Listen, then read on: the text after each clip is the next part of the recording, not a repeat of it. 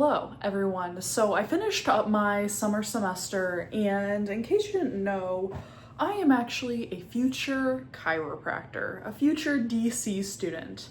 And I wanted to share with you guys some things that people get wrong about chiropractic. So the reason that this video was kind of inspired was because I posted a video, basically the title saying like, you've gotten everything wrong about chiropractic. And it was this video of this amazing doctor speaking, and I'm trying to get him on the show here. So be on the lookout for a podcast episode with him, if I can get him to agree to come on. But basically, I made that video because people get everything wrong about chiropractic, literally from A to Z. And I wanted to share with you, number one, some of the history of chiropractic, and number two, some of the things that people have gotten wrong about chiropractic. So that doctor is super inspiring, and I knew all this stuff before I went to Life University, which is where I'll be going to chiropractic school. And I feel like, I don't know, it just kind of makes sense for me to say that. I know I said I wasn't going to share where I was going, but I don't know. To me, it just makes sense, at least at this point in time. But yeah, going to Life University, and this particular doctor, it's just, yeah, again, so inspiring. But so many chiropractors that I've met have been inspiring. And if you don't know, how did I find my way to chiropractic? Because if you would have asked me what I wanted to be as a kid, I would have never ever said chiropractor, ever. Like, I said a nurse for a while. What else did I say as a kid? I don't remember, but I remember nurse being a good one that I would repeat often. I never went to a chiropractor growing up, and I think it's mostly because my parents just were cheap. They didn't really want to spend money on things that they saw as unnecessary. And I now realize that chiropractors are more necessary now than they ever were before. But they've always been necessary. My parents didn't, obviously they had 6 kids to take care of. So to their credit, I can kind of see, again, especially with all the miseducation that's out there about chiropractic, and all the miseducation that's out there about the medical system for that matter, which we'll get into, don't worry. I have a lot of spicy opinions on that. Anyway, yeah, so point is, I never went to a chiropractor growing up. The only time I went was when I was under the age of 10, I don't even remember, probably 7 or 8. And I went with my grandma, and she said, oh, we're gonna go to the chiropractor today, and I remember it. And I don't know if I'm making this up or if this was actually true, but I just remember going in the room, and he was pushing on her back, and it looked really painful. It looked like it hurt. And I was sitting there all freaked out. I thought I remember the doctor yelling when he was doing this. And again, I don't know if I'm making that up. I don't know if my, memories are not, as concrete as we think they are. I've learned that now, but obviously. Anyway, so I was very freaked out by that, and never really gave it another thought after that. But then in 2024, and this is years later, again, no contact with chiropractors, nothing, I didn't know anything about it. And then 2024 comes around. Was this? Yes, this was 2024.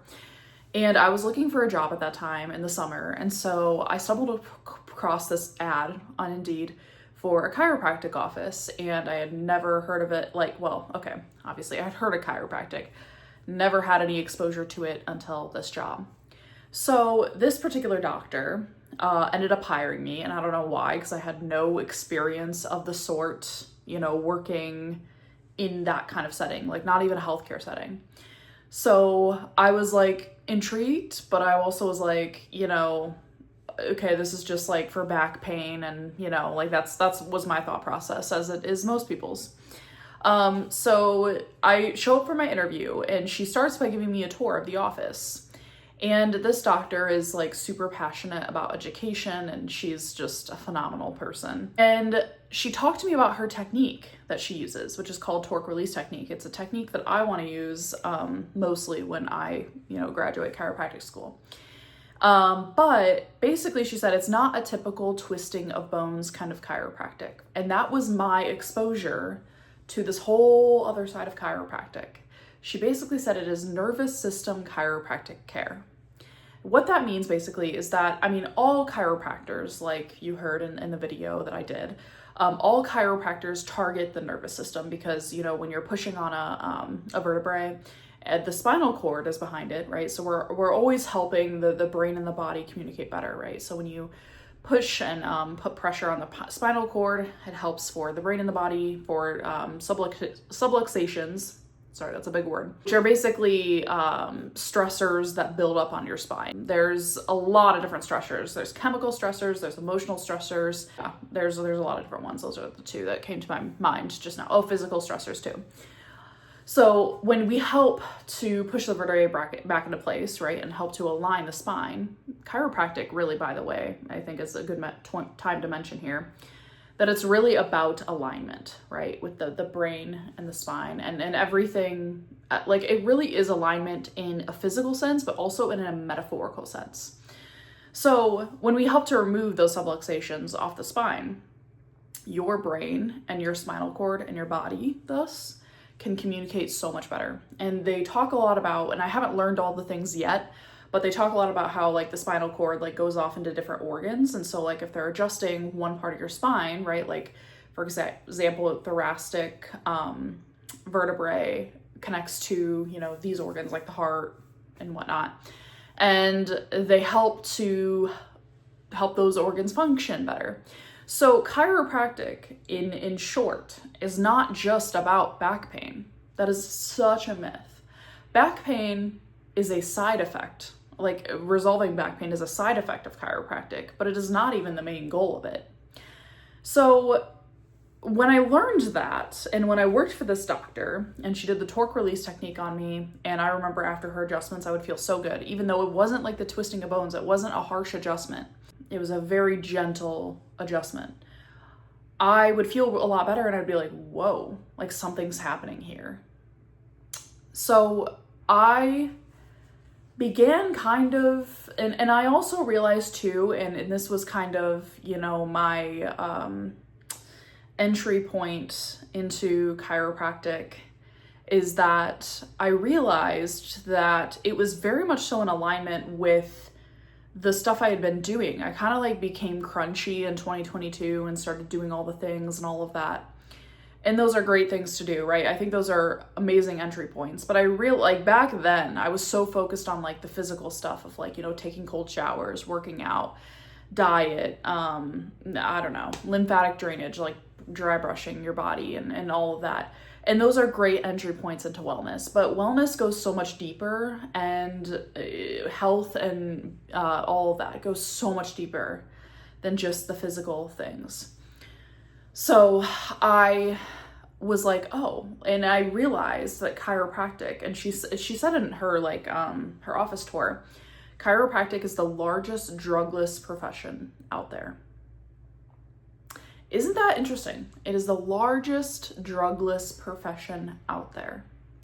So chiropractic is often looked down upon, and again, I'll get into that, but the fact that it's drugless, and it's been drugless since its beginnings, it says a lot to me. And it really speaks to the fact that, and if you go to chiropractic school, or you visit a chiropractic school, or really you come into contact with anybody who's educated about chiropractic, or, you know, because some of the DCs out there just aren't super educated on this kind of stuff, or it doesn't really resonate with them, maybe, I don't know. But they'll tell you that the body heals itself, that the power that made the body heals the body. So when I say on my channel here that health is your birthright, that's literally why. It's because your body is designed by nature to heal itself. It does not need medications, interventions for you to be under fluorescent lights in a hospital, hooked up to IVs and taking oral medications and taking all these things to, your body heals itself. So that's why health is your birthright, right? And I think that you should notice too a difference between when you go to a hospital versus when you go to a chiropractor's office.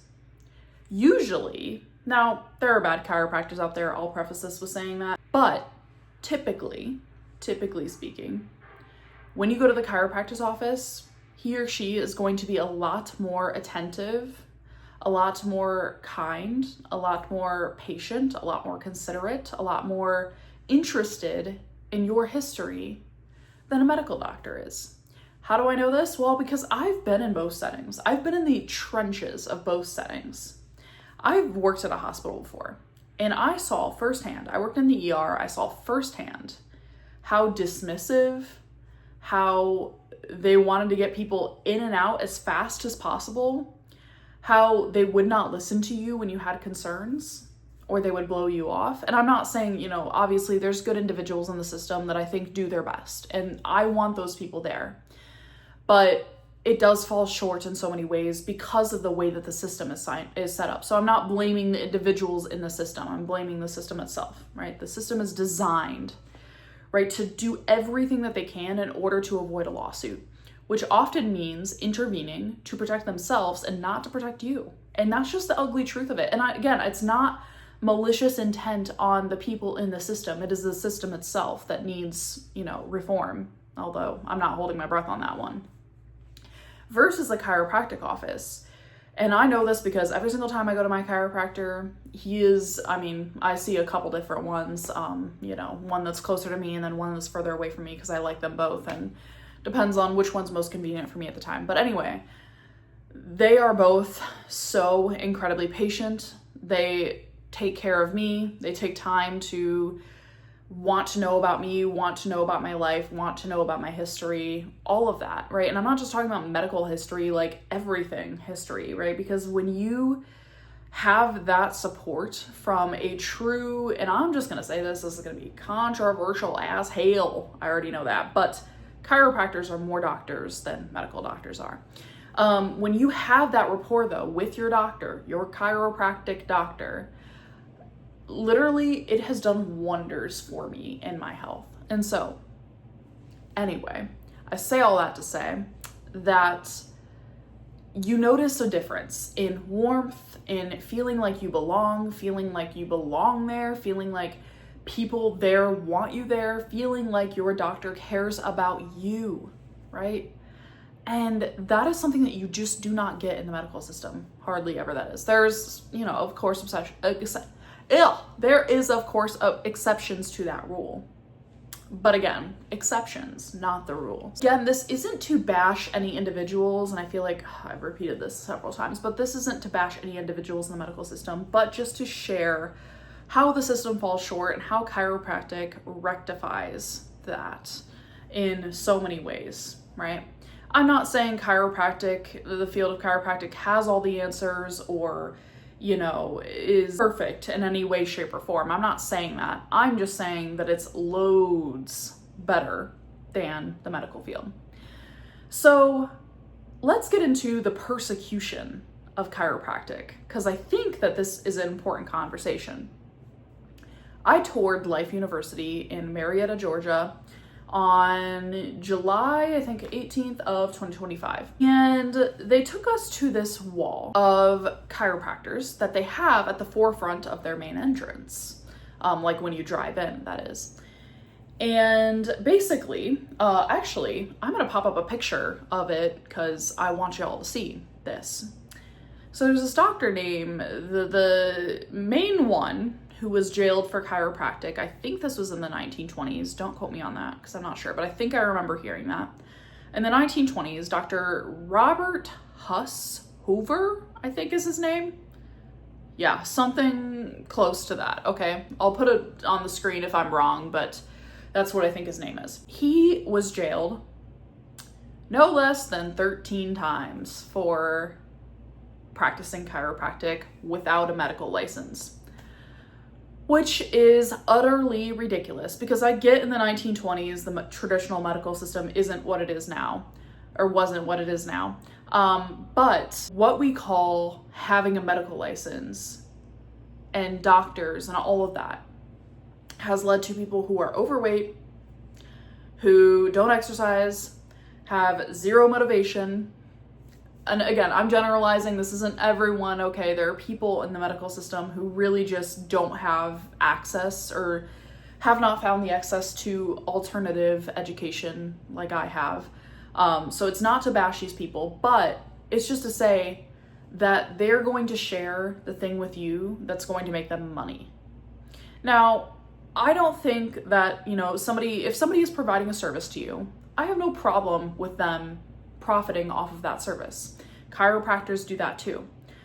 But when they are recommending medications to you that are harmful to your health, and they are profiting off of that, and they have a very big financial incentive to sell vaccines to you, to sell medication to you, to sell all this crap to you, health insurance even. I don't even have health insurance because I think it's the biggest scam ever. Okay, this is editing me, and I want to clarify one thing because I feel like I didn't explain this well. The reason that chiropractors are more doctors than medical doctors are is because chiropractors are trained to focus on the whole person.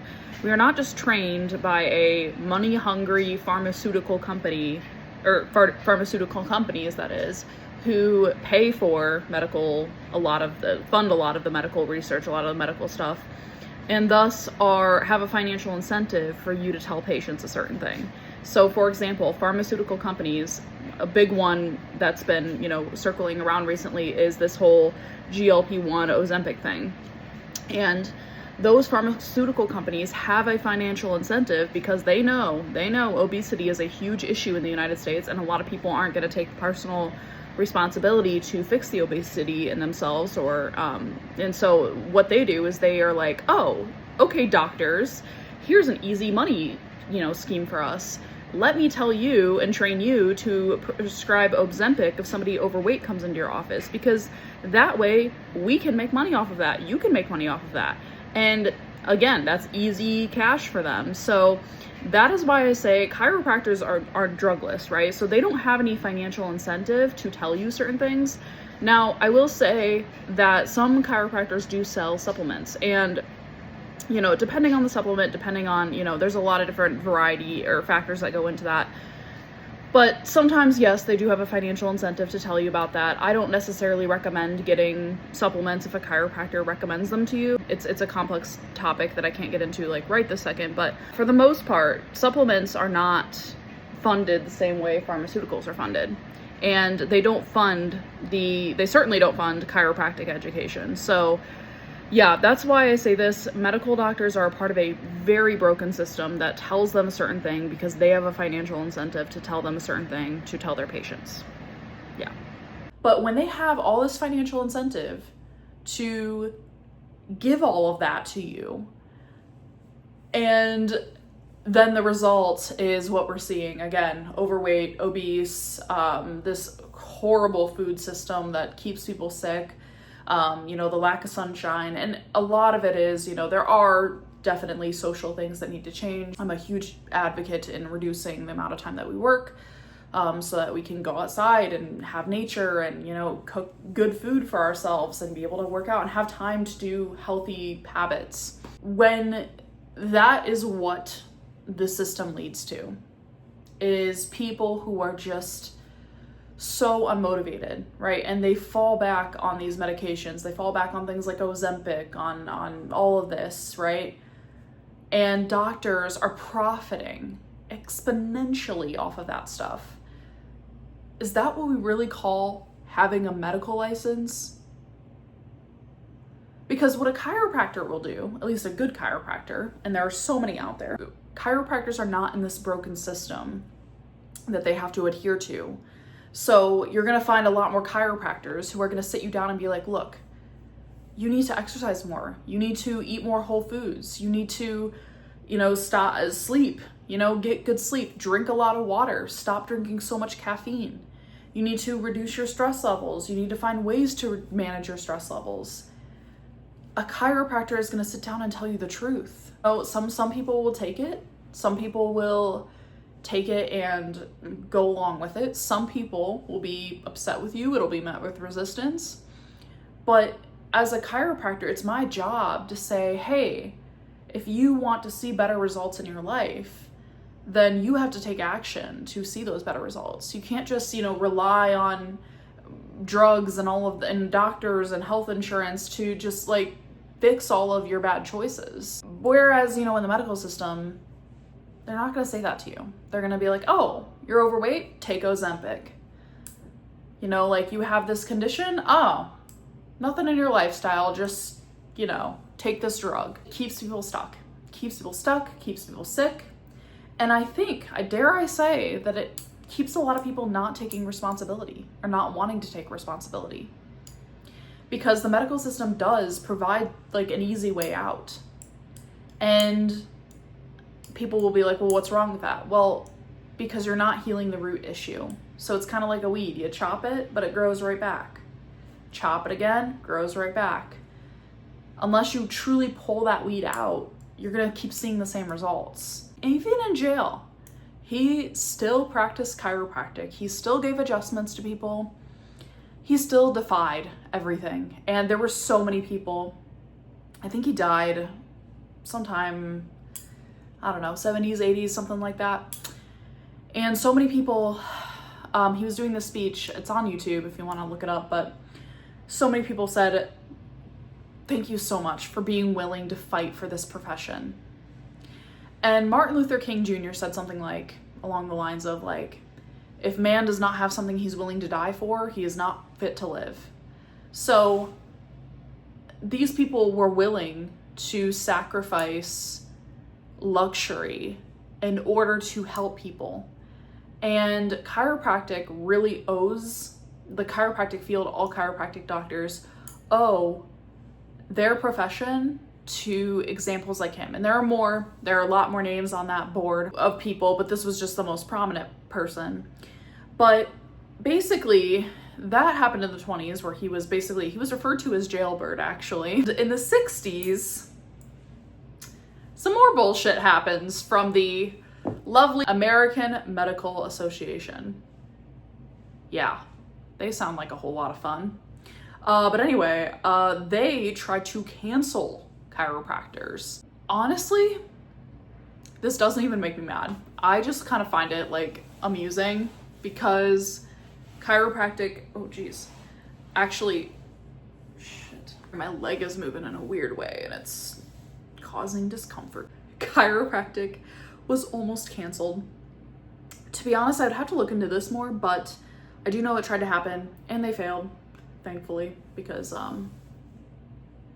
yeah, why wouldn't they fail? Just basically said chiropractors are quacks. That's where that comes from, actually, that whole them trying to cancel chiropractic. And to be honest, if somebody out there wants to call me a quack, I'm totally fine with that, because if me being a quack helps people heal themselves through their own power and not through the medical system's power, then I'm happy to be a quack. Super happy to be a quack. So anyway, that is like the kind of the backstory of the persecution of chiropractic. There are plenty of other resources out there if you want to look into that further. It's crazy.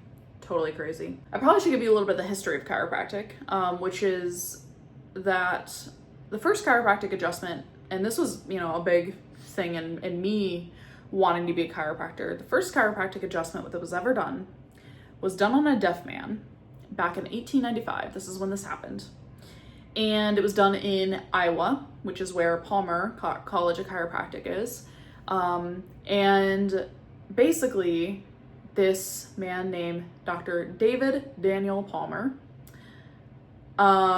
performed an adjustment on a deaf man, and that adjustment completely restored this deaf man's hearing. That really taught me the power of the body to heal, the power of the body, the mind, the power of the hands, okay? Because chiropractic, the word chiropractic itself means done by hand. And it taught me the implication of the importance of having a village around you, a support system around you in your healing journey. And there are so many benefits, obviously, to chiropractic, but to learn that chiropractic had the ability to do that, to heal a deaf man's hearing, was beyond what I ever thought chiropractic was. Because again, I thought it was just, oh, they pop your back and your back pain's gone. That's what I thought, you know, and what my whole family thought too. Because my family has seen chiropractors. Actually, I remember my grandfather telling my brother that he was like, I have a bad back, your dad has a bad back, and you're gonna have a bad back. And that is something I absolutely do not believe at all whatsoever, because there's this thing called epigenetics, which means literally above the gene. And I don't believe anybody is destined for a certain health outcome. I don't believe that. I don't believe that genetics, yes, genetics can play a role for sure.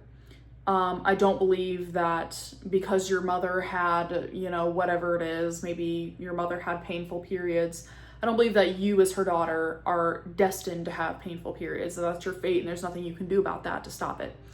Just similarly, I don't believe that, you know, a grandson of a grandfather with a bad back is going to have a bad back. There's a lot of different emotional drivers to having a spinal stuff, and I could get into that in a different video. My grandfather said that to my brother. I believe that all three of my dad, my brother, and my grandpa have all seen chiropractors. I know my grandpa has for sure, and so has my brother, and I believe my dad has. And I think that there's a lot more, like they tell me, my grandpa, I remember telling me, that as long as he, you know, does the stretches and all of that, that he doesn't need to go to the chiropractor. That's kind of what he said. And obviously I know as an educated future DC that that's not true, that chiropractors are so essential in our health. And I don't pay for insurance. I literally only pay to go to the chiropractor. I pay cash price, by the way, to go to the chiropractor, and it's not cheap. It really isn't. And, you know, as a future DC, I would never, you know, expect somebody to provide a service to me at the price that I set, because that would be completely disregarding all of the training, all of the things that they went through to be able to provide that service for me. So not willing to do that. But anyway, as new subluxations, new stressors, all of that get built up in your spine, it's really important for a chiropractor to be able to remove those from your spine. So, and also, you know, chiropractic isn't the only thing, you know, that goes into your wellness. Obviously, wellness is an evenly sliced pie. So chiropractic is a slice of that, but there's so many other slices of the pie that you have to explore in order to truly thrive. When I learned how, you know, Dr. David Daniel Palmer did the first chiropractic adjustment, then Dr. BJ Palmer, which is D.D. Palmer's son, ended up taking what his father started and transforming it into the science that it is today. It is truly such a phenomenal field. I also want to mention too that back to what I said about the nervous system, about the mind, about the brain and the body, alignment, true alignment between the brain and the body. I want to share a little story. So if you visit Life University, and if you're thinking about going to chiropractic, you'll visit a neuroscience center. And in that center, you will go into a room where they'll show you a lot of different stuff. The doctor that runs it, Dr. Dominic, and I've actually met him in person. I honestly, when I first saw him on that virtual event, I didn't recognize him until he told me where he's from. I was like, I have seen you in person. So anyway, there was this girl who came into their office, or came into their center, and basically their whole like thing is research. They research different like neurological conditions, because chiropractic and neurological disorders are so intertwined. So, because again, chiropractic, nervous system, it's all very much so connected. She had trouble hearing. And basically what would happen is she would turn off her hearing, her brain would turn off her hearing during the week. And it was so subconscious, right? So it wasn't like she was consciously doing this, right? She was a middle school girl, I think, middle school or high school, something like that. Her hearing would come back on the weekends. And nobody could figure this out. All the doctors and everything, all of them had exhausted everything, until she came to this neuroscience center. They quickly realized that the reason that her hearing got turned off, after asking her a lot of questions and, you know, talking to her and everything, they quickly realized that her hearing was turned off because she had perceived, or her friends at school were talking behind her back or saying mean things to her, something along those lines. And so her brain subconsciously decided, as a survival mechanism, because again, we all need love, safety, connection, belonging as a part of survival. And so this was a maladaptation of her brain to the situation for survival. And that's how she decided to survive, or her brain decided that it was safest to survive. They worked with her on that memory, and then her hearing was fixed. After they worked with her on that memory, on interrupting those patterns, her hearing was restored. And again, this is just the power of chiropractic. This is the power of what we teach here, which is that the body never does anything without the permission of the brain. The brain never decides anything for no reason, right? The brain does not decide to, give oxytocin to your body unless it perceives that your body's in labor, right? So there are so many different things that we are just not taught in schools. And I took anatomy and physiology over the summer, and I can tell you guys firsthand how utterly stupid some of the things that I learned in that class were. And, a lot of it is just memorization and all of that, but the diseases or diseases of the body that they teach are crazy, because I'm like, okay, it's hypothyroidism, when your body doesn't, or your thyroid doesn't produce enough thyroid hormones. Well, the body doesn't do that just for no reason. There's always a reason that your body is doing what it's doing. So again, I say all that to say that chiropractic just has so many more answers and so much more onion, or pieces of an onion to peel back, if that makes sense. There's so many layers to it that I don't think that the medical field has even began to scratch. So when people put so much trust in what their doctor says, when the body never produces disease for no reason, ever.